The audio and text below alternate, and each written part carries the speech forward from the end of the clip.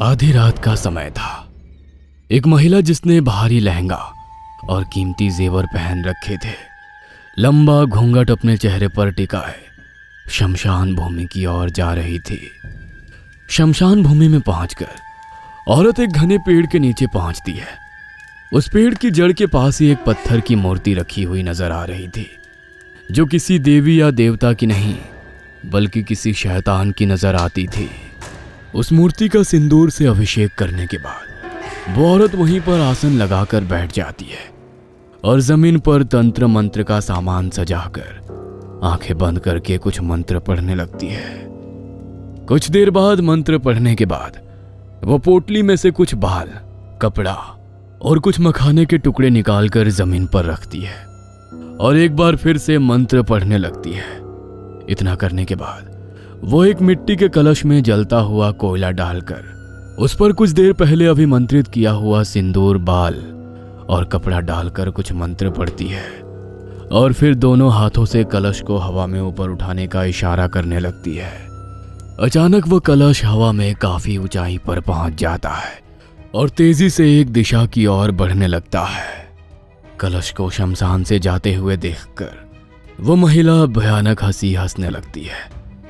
शमशान से निकलने के बाद वह कलश सीधा भानु प्रताप की हवेली के अंदर प्रवेश करता है और उसके कमरे की खुली हुई खिड़की से कमरे के अंदर जाकर जमीन में गिरकर टुकड़े टुकड़े हो जाता है।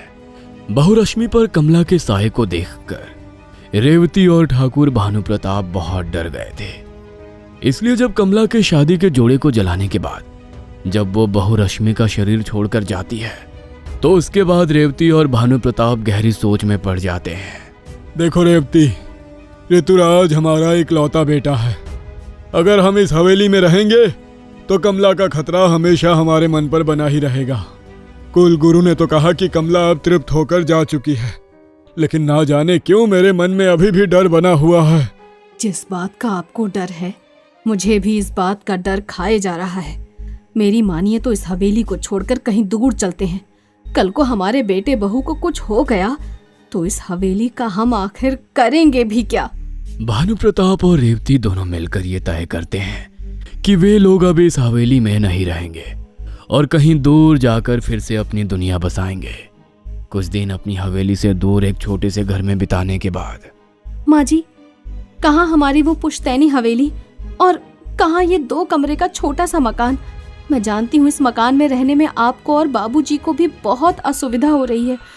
आखिर कब तक हम लोग इसी छोटे से घर में रहते रहेंगे? रश्मि बेटा, तुम सिर्फ हमारे बेटे की पत्नी ही नहीं हो बल्कि हमारे घर की लक्ष्मी भी हो।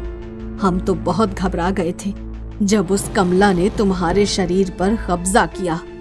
एक पल को तो लगा था हम तुमसे हाथ धो बैठेंगे। मैं और तुम्हारे बाबूजी बहुत घबरा गए हैं।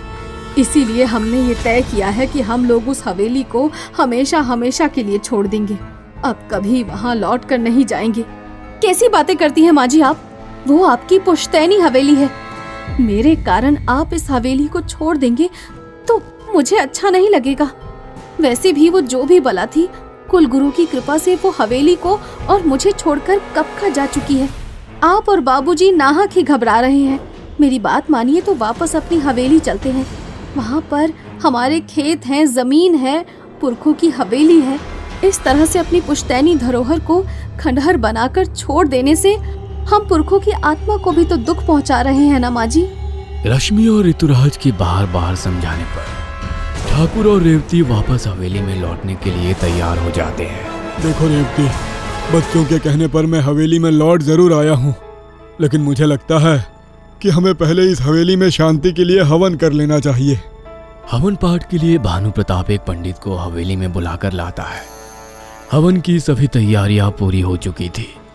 जैसे ही सभी लोग हवन कुंड के चारों ओर बैठते हैं, पंडित जी मंत्र पढ़ने के लिए अपना मुंह खोलते हैं, लेकिन उनके मुंह से मंत्र जैसे बाहर ही नहीं निकल पा रहे थे।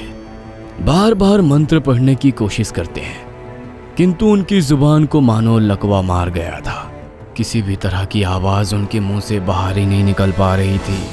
पंडित जी की ऐसी हालत को देखकर ठाकुर मंदिर से दूसरे पंडित को बुलावा भेज देते हैं। दूसरे पंडित हवेली की ओर आ रहे होते हैं। कि हवेली के सामने पहुंचकर अचानक ही पंडित जी को ला रहे नौकर का संतुलन बिगड़ता है और वो पंडित जी को लेकर बाइक से नीचे गिर पड़ता है, जिसके कारण उन्हें काफी चोटें लग जाती है और पंडित जी अस्पताल पहुंच जाते हैं।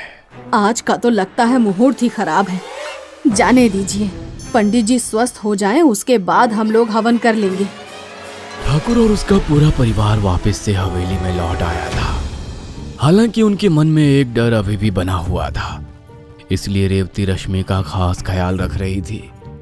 हवेली में आने के बाद कुछ दिन बड़े ही शांति से बीत जाते हैं, जिससे भानु प्रताप और रेवती के मन में छुपी आशंकाएं भी दूर होने लगती है और वो भी मन ही मन इस बात को स्वीकार कर लेते हैं कि हवेली से अब कमला का साया हमेशा के लिए दूर हो गया है। उसी रात शमशान से मिट्टी का अभिमंत्रित कलश सीधा ठाकुर के कमरे में आकर गिरता है और गिरकर चकनाचूर हो जाता है। देर रात गए कमरे से आई तेज आवाज को सुनकर भानु प्रताप चौंक कर उठ बैठता है। ये कैसी आवाज थी? ऐसा लगा जैसे कोई भारी सामान गिरकर टूट गया हो। भानु प्रताप उठकर कमरे की लाइट जलाता है तो देखता है कि कमरे में मिट्टी के कलश के छोटे छोटे टुकड़े बिखरे हुए हैं और पर्दे के एक कोने ने आग पकड़ ली है। भानु प्रताप को कुछ समझ में नहीं आ रहा था कि अचानक ये क्या था जो उसके कमरे में आकर टूटा और ये आग कहां से आई। आनन फानन में ठाकुर पानी डालकर पर्दे से उठती आग को बुझाता है और कमरे में बिखरे कलश के टुकड़ों को समेटने लगता है। क्या हुआ जी? ये आवाज कैसी थी? पता नहीं ये सब क्या है। रुकिए, मैं आपकी ये सब साफ करने में मदद करती हूँ। भानु प्रताप और रेवती मिलकर कमरे में बिखरे टुकड़ों को समेटकर कूड़े में फेंक देते हैं और वापस अपने बिस्तर पर आकर लेट जाते हैं। देर रात गए रेवती की आंख खुलती है। उसे अपने कमरे से कुछ अजीबो गरीब सी आवाज सुनाई दे रही थी। रेवती चौंक कर उठ बैठती है और देखती है कि सामने भानु प्रताप दीवार में अपना सर टकरा रहा है। क्या हो गया जी आपको? ये क्या कर रहे हैं आप? देख नहीं रहे आपके सर से खून बह रहा है। भानु प्रताप को मानो पत्नी की आवाज सुनाई ही नहीं दे रही थी। अपनी धुन में मगन वो लगातार दीवार में अपना सर मारता ही जा रहा था। रेवती भानु प्रताप को खींचकर दीवार से दूर करने की कोशिश करती है, लेकिन भानु प्रताप उसे जोर से धकेल देता है और वो जाकर दीवार से टकरा जाती है। ये क्या हो गया आपको? रेवती किसी तरह उठकर बेटे बहू के कमरे के बाहर जाकर जोर जोर से उनका दरवाजा पीटने लगती है। बेटा जल्दी चल, तेरे पिताजी को कुछ हो गया है। माँ की बात सुनकर ऋतुराज दौड़ते हुए भानु प्रताप के कमरे में पहुंचता है। सामने का नजारा देखकर उनके पांव तले मानो जमीन ही खिसक जाती है। भानु प्रताप मटकी के टूटे हुए टुकड़े और उसमें भरी राख, जिसे अभी कुछ देर पहले रेवती ने बाहर फेंका था, दोनों हाथों से अपने मुंह में ठूस रहा था। पिताजी, पिताजी होश में आइए, ये क्या कर रहे हैं आप? ऋतुराज बार बार अपने पिता को हिलाने की कोशिश करता है, लेकिन भानु प्रताप इस समय अपने बस में ही नहीं था। उसकी आंखें बिल्कुल लाल दिखाई पड़ रही थी और माथे से लगातार खून बह रहा था।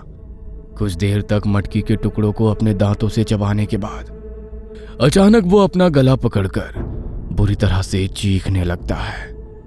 अगले ही पल भानु प्रताप को खून की उल्टियां होनी शुरू हो जाती है, जिसे देखकर परिवार में सभी लोग बहुत घबरा जाते हैं। काफी देर तक उल्टियां करने के बाद भानु प्रताप एकदम से निठाल होकर फर्श पर गिर गया था। इस समय उसकी हालत बहुत ही खराब नजर आ रही थी। उसका सर खून से लथपथ था और आसपास भी हर तरफ खून ही खून फैला हुआ था। माँ, पिताजी का बहुत खून बह रहा है, इन्हें लेकर तुरंत डॉक्टर के पास चलते हैं। लेकिन इनको इतनी चोट लगी कैसे? पता नहीं बेटा, अचानक से मेरी नींद खुली तो देखा तुम्हारे पिताजी दीवार में अपना सर टकरा रहे थे।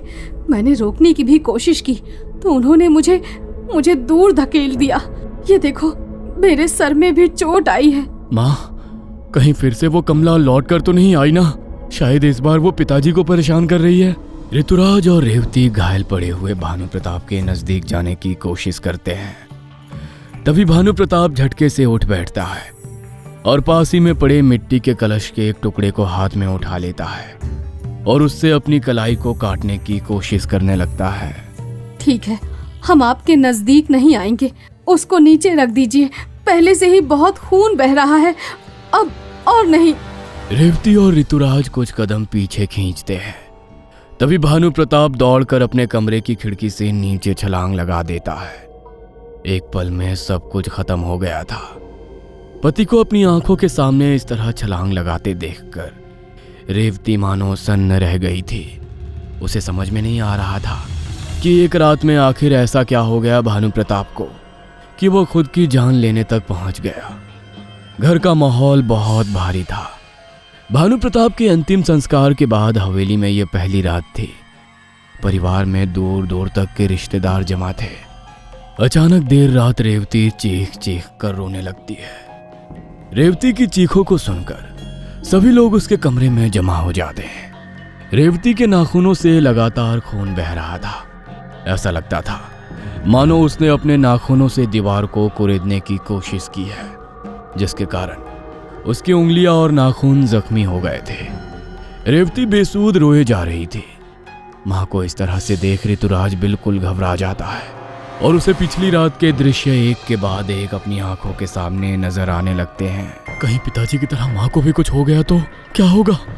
जब से गांव भर में ठाकुर साहब की मौत की खबर फैली थी, लोग उसे यही सलाह दे रहे थे कि वो किसी तंत्र मंत्र फूंकने वालों को बुलाकर एक बार अपना घर दिखा ले। लेकिन इस गम के माहौल में ऋतुराज ने गांव वालों की बातों पर खास ध्यान नहीं दिया था। लेकिन इस समय उसे समझ में आ गया था कि अगर अब उसने एक पल की भी देरी की तो वो पिता की तरह मां से भी हाथ धो बैठेगा। उसको अपने आसपास कुछ बहुत शक्तिशाली ताकत महसूस हो रही थी। इसलिए वो तुरंत 2 नौकरों को कुल गुरु को लेने के लिए भेज देता है। कुछ ही देर में नौकर कुल गुरु को लेकर हवेली में पहुंच चुके थे। गुरुजी के पास अभिमंत्रित जल था। उस जल की छींटे वो पूरे घर में लगा देते हैं और उसके बाद कुछ मंत्र पढ़कर रेवती की ओर फूंक मार देते हैं। बहुत शक्तिशाली मसानी क्रिया का प्रयोग हुआ है तुम्हारे घर पर, और जिस किसी ने भी ये क्रिया करी है उसने तुम्हारे माता पिता की मृत्यु के लिए ही इसे रचा है। आमतौर पर यह क्रिया करते समय 7 या 5 दिन का समय नियत किया जाता है, किंतु लगता है तुम्हारे माता पिता पर 24 घंटे वाला तंत्र प्रयोग हुआ है। यदि 24 घंटों के भीतर कुछ नहीं किया तो तुम अपनी मां को भी खो दोगे। बाबा की बात सुनकर ऋतुराज की आंखों से आंसू बहने लगते हैं। बाबा, ये मसानी क्रिया क्या होती है? कहीं वो कमला ही तो ये सब नहीं कर रही है ना? आपने तो कहा था कि उसका प्रेत हमेशा के लिए ये हवेली छोड़कर चला गया। फिर ये सब क्यों और कैसे हो रहा है? पिताजी ठीक कहते थे, हमें इस हवेली में लौटकर कभी आना ही नहीं चाहिए था। क्या बाबा के आने के बाद रेवती की जान बच सकेगी? आखिर क्या है रेवती और भानु प्रताप के साथ हो रहे हादसों का कारण? क्या कमला लौट आई है या इन सब घटनाओं के पीछे कुछ और सच छुपा है? जानने के लिए कहानी का अगला भाग देखना ना भूलें। दोस्तों, कहानी आपको कैसी लगी? अपनी राय हमें कमेंट करके जरूर बताएं। टॉप टून्स हॉरर चैनल को लाइक करें, शेयर करें, सब्सक्राइब करें और नोटिफिकेशन ऑन कर लें ताकि आपको ऐसी ढेरों नई कहानियां सुनने और देखने को मिलती रहे।